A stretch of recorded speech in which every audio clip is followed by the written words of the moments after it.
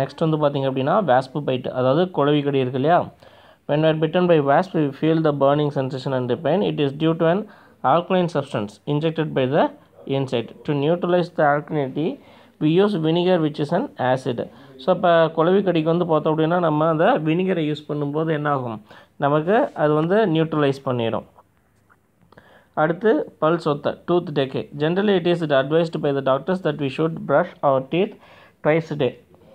This is because the bacteria present in our mouth decompose the food particles stuck in the gaps between our teeth, thereby causing acid formation which leads to tooth decay. So இப்போ நம்ம பல்லில் வந்து பார்த்தோம் அப்படின்னா food பார்ட்டிகல்ஸ்லேருந்து வரக்கூடிய அந்த இதில் நமக்கு ஆசிட் ஃபார்மேஷன்ஸ் வரதுனால தான் நமக்கு பல் சொத்தை வருது. To prevent this we have to neutralise the acid. So இப்போ அதை நம்ம என்ன பண்ணோம் அப்படின்னா அதை தடுக்கிறதுக்கு நம்ம நியூட்ரலைஸ் பண்ணோம். when we brush with tooth powder or toothpaste containing weak bases the acid gets neutralized. So இப்போ நம்ம டூத் பேஸ்ட்டில் என்ன பவுடர் யூஸ் பண்ணும்போது அதில் இருக்கக்கூடிய அந்த பேஸ் நேச்சர் வந்து என்ன பண்ணும், ஆசிடை நியூட்ரலைஸ் பண்ணும். So our teeth will be strong and healthy. So next acidity. So நம்ம சாப்பிட்டோன்னே அதிகம் காரமோ அல்லது இனிப்போ சாப்பிட்டோன்னா ஒரு மாதிரி நெஞ்சரிச்சல் இருக்கு இல்லையா, ஸோ அதுதான் acidity. As we know hydrochloric acid present in our stomach helps the digestion of food material along with the enzymes secreted by the liver, gallbladder and pancreas. Sometimes due to excessive production of hydrochloric acid in our stomach we feel burning sensation in food pipe and in chest area. So இப்போ அதிகமாக hydrochloric acid நம்ம இறைப்பையில் சுரக்கும்போது so நமக்கு அதுதான் என்ன ஆகுது, அசிடிட்டியாக மாறுது.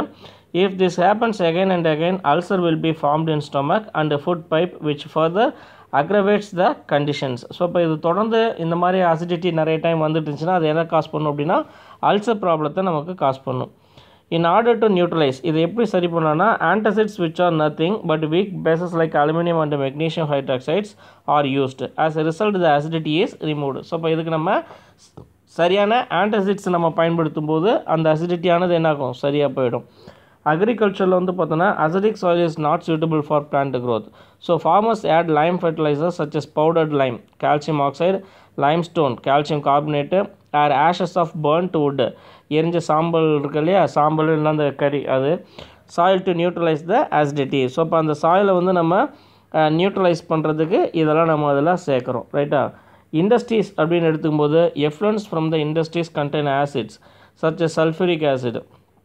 It is treated by adding lime to neutralize it before it is discharged into rivers and streams. So effluents அப்படிங்கிறது வந்து பார்த்தோன்னா அந்த ஆலைகள்லேருந்து தொழிற்சாலைகள்லேருந்து வெளிவரக்கூடிய கழிவு நீரை தான் எஃப்ளூயன்ட் அப்படின்னு சொல்லுவோம். ஸோ இது என்ன பண்ணும் அப்படின்னா ஆசிட்ஸ், அதில் நிறைய ஆசிட் கலந்துருக்கும், சல்ஃபூரிக் ஆசிட் இருக்கும். It is treated by adding lime to neutralise it before it discharge into rivers and stream. So அப்போ அதை நம்ம அப்படியே நம்ம ஆறு குளங்களில் கலக்காமல் அதில் என்ன பண்ணுறோம் அப்படின்னா லைம், ஆடிங் லைம், சுண்ணாம்பை சேர்த்து நம்ம கலக்கும்போது அது நியூட்ரலைஸ் ஆகி என்ன வரும், நம்ம ஒன்றும் ஹார்ம்ஃபுல் பண்ணாது. Similarly in power stations, fossil fuels such as coal are burnt to produce electricity. Burning fossil fuels will liberate sulfur dioxide gas and acidic pollutant in the air.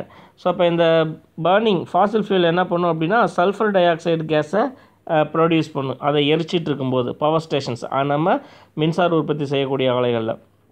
So இப்போ hence the power stations treat this acidic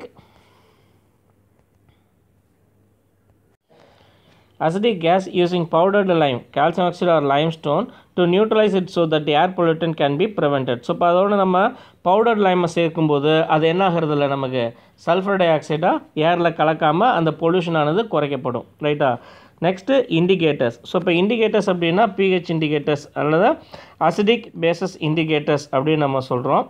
So an indicator or acid base indicator is a chemical substance which indicates the acidic or basic nature of a solution by suitable color change. This may be natural or synthetic. So in the acidic or basic nature அப்படிங்கிறது வந்து பார்த்தோம் அப்படின்னா என்ன பண்ணுது, suitable colour சேஞ்சஸை கொடுக்குது. So அப்போ அதை வச்சு நம்ம என்ன தெரிஞ்சுக்கலாம், அது அசிடிக்கா அல்லது பேஸா அப்படின்னு நம்ம தெரிஞ்சுக்க முடியும்.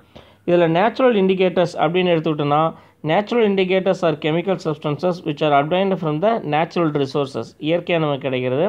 Litmus, turmeric juice, China rose petals, red cabbage, grape juice and beetroot juice are the indicators obtained from natural resources. So இப்போ இதெல்லாம் வந்து பார்த்தோம் அப்படின்னா நேச்சுரல் ரிசோர்ஸஸ் அப்படின்னு சொல்கிறேன். எதுக்கு? இண்டிகேட்டர்ஸாக. டர்மரிக் இண்டிகேட்டர் மஞ்சள் வந்து பார்த்தோம் அப்படின்னா by adding small amount of water to turmeric powder a paste is prepared. This is applied on a blotting paper or filter paper and dried. இதை வந்து நம்ம என்ன பண்ணுறோம்? காய வச்சு ஃபில்டர் பேப்பரில் தடவி காய வச்சு எடுத்து வச்சுக்கிறோம் இந்த பேப்பரை. These stripe are used as indicators to find the nature of solution. ஒரு சொல்யூஷனுடைய நேச்சுரல் தெரிஞ்சதுக்கு நம்ம இதை பயன்படுத்தலாம். எப்படின்னா in acidic solution turmeric indicator paper has no change in color. So அசிடிக்காக இருந்துச்சு அப்படின்னா அந்த பேப்பர் அதில் நினைக்கும் போது அதில் எந்த ஒரு கலர் சேஞ்சஸும் நடக்காது. That means it remains yellow. அப்படியே தான் இருக்கும். In basic solution the color changes from yellow to red. அதே பேஸாக இருந்துச்சு அப்படின்னா அது என்னவா மாறும்? நமக்கு ரெட் கலராக மாறும். ஸோ அப்படி மாறுனுச்சு அப்படின்னா அது வந்து பேசிக் சொல்யூஷன் அப்படின்னு நம்ம சொல்லிடலாம்.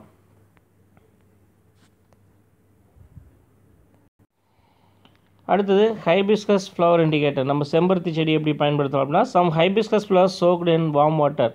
தண்ணியில் அதாவது லேசாக சுடு தண்ணியில் இல்லை கை சூடான தண்ணியில் வந்து இது பண்ணும்போது 5 to 10 minutes form a solution. This solution can be used as the indicator. அந்த சொல்யூஷனை வந்து நம்ம என்ன பண்ண முடியும்? இண்டிகேட்டர்ஸாக யூஸ் பண்ண முடியும்.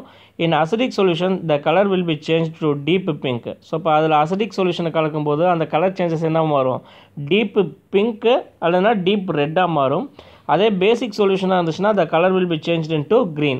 கலர் வந்து என்னவா மாறும்? க்ரீன் கலராக மாறும். ஸோ இப்போ செம்பருத்தி பூ இலையை போட்டு என்ன பண்ணுறோம்? லேசாக சூட் பண்ணோம், அந்த தண்ணி சிவப்பு கலராக மாறுதா? ஸோ அதை அந்த பிங்க் கலர் வந்து நம்ம என்ன பண்ணுறோம்? வச்சுக்கிறோம். ஸோ அதோட அசிடிக் சொல்யூஷனை கலந்தோன்னா டீப் ரெட் அல்லது டீப் பிங்காக மாறும். பேசிக் சொல்யூஷனை கலந்தால் க்ரீன் கலராக மாறும். ஸோ அப்போ இதை வச்சு நம்ம என்ன பண்ணிக்கலாம்? நம்ம இண்டிகேட்டர்ஸ் தெரிஞ்சுக்கலாம். அதே மாதிரி beetroot juice indicator. Extract of beetroot are also used as an indicator for identifying the acidic or basic nature of solution. Litmus paper. Litmus is the most common indicators used in the laboratories. Litmus is a natural indicator which is extracted from lichens. So அப்போ lichens தான் வந்து பார்த்தோம் அப்படின்னா நம்ம litmus பேப்பரை நம்ம use பண்ணுறோம். லைக்கன் அப்படிங்கிறது என்ன அப்படின்னா ஆல்கேவும் ஃபஞ்சையும் சேர்ந்து உருவான ஒரு சிம்பியாட்டிக் ஆர்கனிசம், ரைட்டா? அதாவது ஒரு புதிய தாவர இனம் தான் லைக்கன்ஸ் அப்படின்னு சொல்லுவோம், ரைட்டா? பார்க்குறதுக்கு அது பூஞ்சா மாதிரி இருக்கும், ஆனால் உள்ளே யார் இருப்பா? ஆல்கை கண்டென்ட், பாசிகளும் அதுக்குள்ளார இருப்பாங்க, ஓகேவா? ஸோ இப்போ இதை தான் லிட்மஸ் பேப்பர் அப்படின்னு சொல்லுவோம். ஸோ இந்த பேப்பர்ஸை நம்ம என்ன பண்ணுறோம் அப்படின்னா இண்டஸ்ட்ரீஸில் கெமிஸ்ட்ரி லேபில் இதெல்லாம் நம்ம இந்த பேப்பர்ஸை தான் நம்ம பிஹெச் இண்டிகேட்டராக நம்ம பயன்படுத்திக்கிறோம், அதாவது ஆசிட் இண்டிகேட்டர்ஸாக பயன்படுத்திக்கிறோம். It is available in the form of solution or in the form of stripes prepared by absorbing litmus solution or filter paper. So filter பேப்பரில் வந்து பார்த்தோம் அப்படின்னா இந்த சொல்யூஷன் இந்த லிட்மஸ் சொல்யூஷன் இருக்கு இல்லையா? ஸோ அதில் கரைச்சி எடுத்து காய வச்ச பேப்பர், நம்ம எப்படி மஞ்சத்தூளை நினச்சி காய வச்சிருந்தோம் இல்லையா? அதே மாதிரி எடுத்து வச்ச paper. It is either red or blue in colour. ஒன்று ரெட் கலராக இருக்கும், இல்லை அப்படின்னா ப்ளூ கலராக இருக்கும். Blue litmus paper turns red in acidic solution and red litmus paper turns blue in the basic solution. So அப்போ இது வந்து பார்த்தோம் அப்படின்னா ப்ளூ லிட்மஸை ஆசிடாக இருந்துச்சுன்னா ரெட்டாக மாற்றும், ரெட் லிட்மஸை ப்ளூவாக மாற்றும். அடுத்தது சிந்தட்டிக் இண்டிகேட்டர்ஸ். இப்போ நம்ம தயாரிக்கக்கூடிய இப்போ பார்த்தது எல்லாமே நேச்சுரல். சிந்தட்டிக் அப்படின்னு எடுத்துக்கிட்டோம் அப்படின்னா an indicator prepared from artificial substances known as synthetic indicators அப்படின்னு சொல்கிறோம். இப்போ இந்த சிந்தட்டிக் இண்டிகேட்டர்ஸ் வந்து பார்த்தோன்னா phenolphthalein and methyl orange R the examples for synthetic indicators. இதை இவங்க ரெண்டு பேர்த்த நம்ம என்ன பண்ணுறோம்? ஃபினாப்தலினையும் மெத்தில் ஆரஞ்சையும் நம்ம சிந்தட்டிக் இண்டிகேட்டர்ஸாக யூஸ் பண்ணுறோம். Phenolphthalein is a colours compound. Its alcoholic form is used as an indicator. So இப்போ ஆல்கஹாலிக் ஃபார்மில் இருக்குது, colourless. It is colorless in acidic solution but it turns pink in basic solution. So இப்போ அது பேசிக் solution கொஞ்சம் add பண்ணும்போது இது என்னவா மாறும்? பிங்க் கலராக மாறும். Methyl orange, solid methyl orange is dissolved in hot water and its filtrate is used as an indicator. So இது மெத்தில் ஆரஞ்சை ஹாட் வாட்டரில் கலந்து அதனுடைய ஃபில்ட்ரேட்டை தான் நம்ம என்ன பண்ணுறோம்? இண்டிகேட்டர்ஸாக பயன்படுத்துகிறோம். இது வந்து என்ன ஆகுது அப்படின்னா it turns red in acidic solution. So acidic சொல்யூஷனை ஆட் பண்ணும்போது இது ரெட்டாக மாறுது.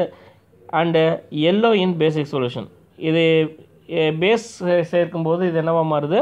எல்லோவாக நமக்கு மாறுது. The following table gives us a color changes of different indicators in acidic, basic, medium. Okay, இதோட இந்த லெசன் முடியுது. அடுத்த லெசன் நம்ம வந்து நெக்ஸ்ட் கிளாஸில் பார்க்கலாம். ஓகேவா? ஏதாவது டவுட் இருந்தால் கேளுங்கப்பா. தேங்க்யூ.